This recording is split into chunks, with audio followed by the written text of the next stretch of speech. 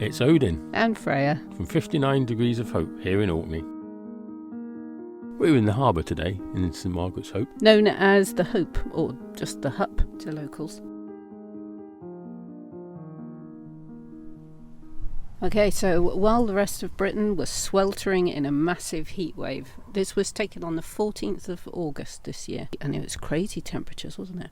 It certainly was, but not up here. No. What was the temperature down in England? I think it was getting up into the low 30s, wasn't it? Mid-30s? It's in the high 30s, I think. I don't know. It was very warm. Very warm. Somebody said to me it was like 36, 37 degrees where they were. And I think we might have got to 23. Yeah. I think 23 was very warm for us. There were times close to then when in London I think they topped 40 degrees for the first time ever. So yeah, it's pretty crazy heat wave. But yeah, so here in Orkney it was like this. So in this little clip we are facing roughly southeast and panning round to the northeast, and this follows the main A961 road that goes from the Hope. Yeah, which is made the only road really from the Hope to Kirkwall. And yeah, it goes across the 4 Churchill Barriers and then on towards the mainland and ultimately Kirkwall. Well used road.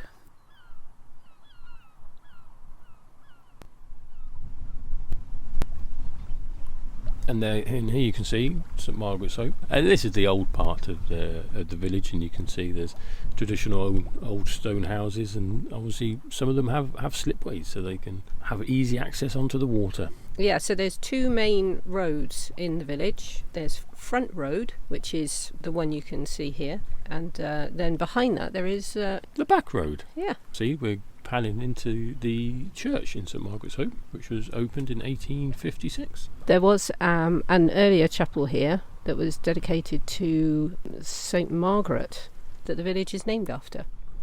My, that water's looking very clear. It is clear, yes. Home to and supports lots of sea life. Obviously seabirds, otters, various fish. The water's here nice and cool but not too cold. They're really clear and clean, and there's a lot of nutrients as well, so it supports a lot of sea life, bird life. We do see from time to time orcas and other sea creatures, and obviously puffins as well. Do you mean things like dolphins? Dolphins, porpoises. I didn't mention them on porpoise. Seals as well. We've seen lots of seals in the harbour, yeah, with their little doggy faces. Not so many puffins this part of the island. That's generally over on the west coast, isn't it? But yes, yeah, puffins are quite a famous you can part get puffins of Orkney. on everything. Yeah, but puffins are gorgeous, aren't they? So that's they easily are. done. There's about 550 people live here. We are the 3rd largest settlement in Orkney. After Kirkwall and Stromness. Because how many are on the islands in total? Last I looked, it was 22,000. Okay, so that's over 70 islands, but only about 11 of them are inhabited. So 20,000 people. It's not many. Looking through the mist over towards St Margaret's Hope. I just think it's also timeless in the mist. I know, you can sort of imagine back to the days when St Margaret of Scotland arrived here 1,000 years ago. Yeah, it's a mad thought. Yeah, so St Margaret is who the village is named after, Margaret of Scotland, who was canonised after her death in 1093. 1093, long time ago now. And she married King Malcolm III of Scotland. She did. I love the idea of a King Malcolm. It's like having a King Dennis or a... King Shane. Yeah, or a... Not that there's anything wrong with any of those names. Yeah, not very regal. Yeah, it doesn't sound as regal. No. Yeah, no. You can see a boat here coming into the harbour. Yeah, there's quite a few boats anchored here. They call the Hope home because there's just access from here to so many different waters. That will include obviously Scapa Flow. Yeah, the famous Scapa Flow. Notable one. Obviously sheltered Britain's navy during the wars. And access to the Pentland Firth, very famous strip of water that separates Orkney from the mainland of Scotland.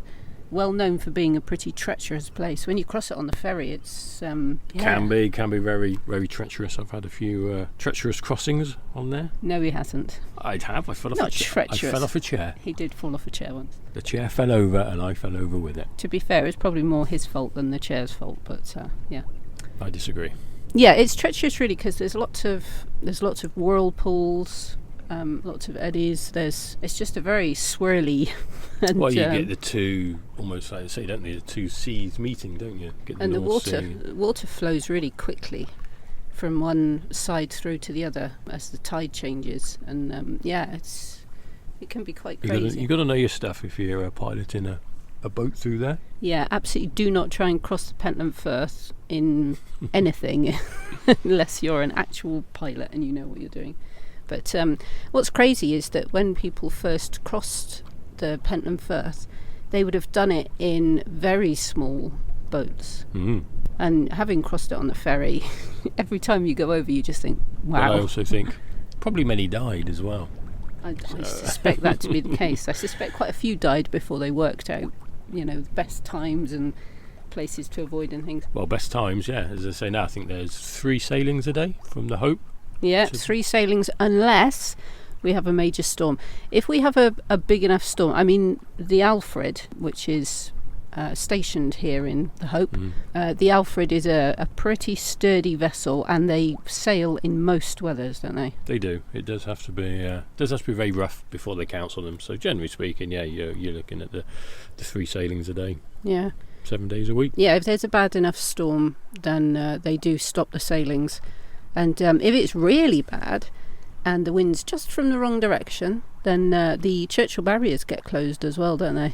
Well, that's it. I mean, if it's bad enough, then they stop the sailings, but people wouldn't be able to get to the ferry terminal anyway because the barriers would be shut.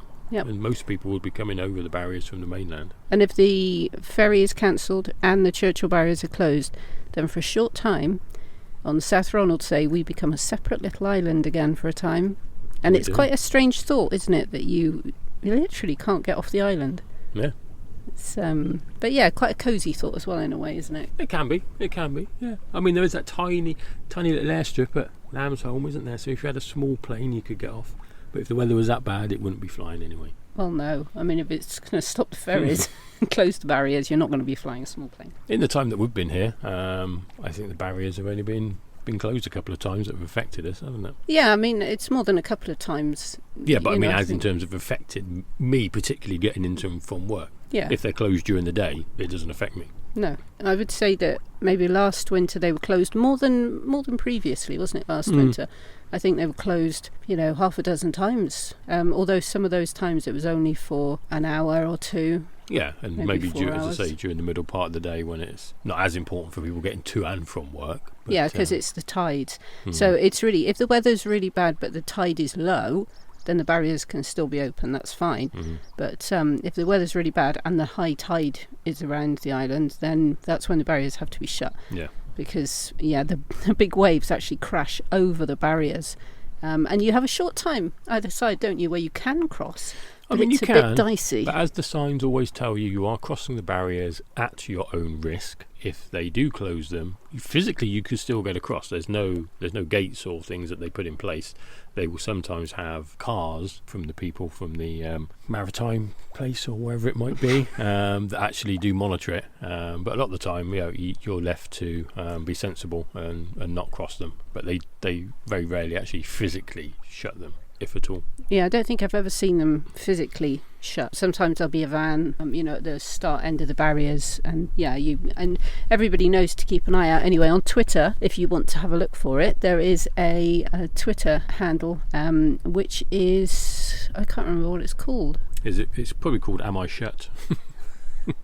No, not quite like that. It's called something else. But yeah, basically this. We'll put it in the notes. We'll put it in the notes. Yeah, the Twitter thing tells you whether the barriers are open or not, and basically in bad weather, they just put out a shout saying, the barriers are being monitored, and then that there is a chance, and then they'll come up and say barriers are closed.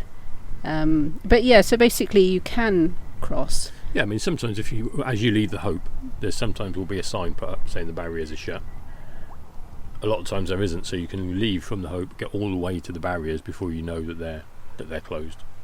And people tend to make a judgment call, so the locals have been crossing those barriers for donkey's years, and they know them really well.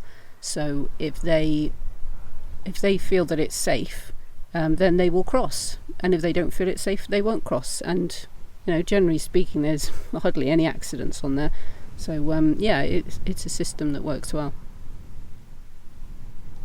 As you can see, it's very misty and a little bit foggy.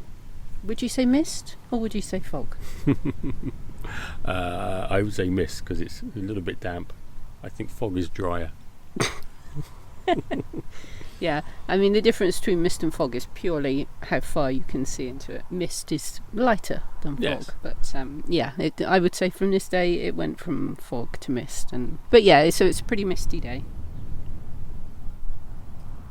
I love it on days like this because I always feel like you can really sense the true kind of age and history of places when the weather's like this. You can really imagine kind of 10,000 years ago and what it must have been like. Yes, definitely. Orkney's been settled for, well, tens of thousands of years really. We're not sure how much. I mean, there's lots of archaeological digs going on all the time, aren't there? A lot of digs happening. There were settlements here long before there were in the rest of the country, and possibly even in northern Europe, and people then moved southwards after setting up here. Yeah, rather than the old view that everybody moved northwards. But yeah, it's a really interesting place. There's so much archaeology here, you know, the really old archaeology. It's fascinating stuff.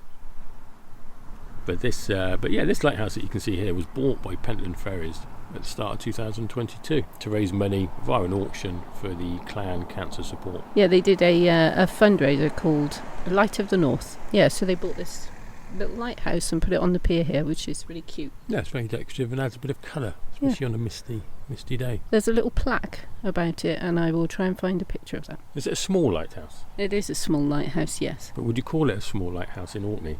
In Orkney, I would still call it a small lighthouse, yeah, or a little lighthouse. But the locals wouldn't. They'd call it a PD. A PD lighthouse? PD lighthouse, yeah. PD means small in the local Orcadian dialect, which is quite cute. And what's large? Large is a muckle. Muckle, yeah, which is the name of what? Is the name of large things, and also the name of a beer brewed up here by the Swanee Brewery. Yeah, which you particularly like, don't you? I do particularly like it. It's a very nice beer, and I would recommend it to anybody. If you're coming up to Orkney, give it a try. Yeah, he's very passionate about muckle. Yeah, don't forget to leave us a comment. Let us know, you know, have you been to Orkney? Did you enjoy it? What was the weather like when you came here? Did you manage to cross the barriers? Yeah. Did you see any storms? Did you experience any of the kind of strong winds that we get here sometimes? You know, just let us know what you think of Orkney. Did you fall off a chair when you were coming over on the ferry? I mean, it can happen, apparently. I've heard tales of it happening to people. But yeah, do click that like button for us if you enjoyed the video.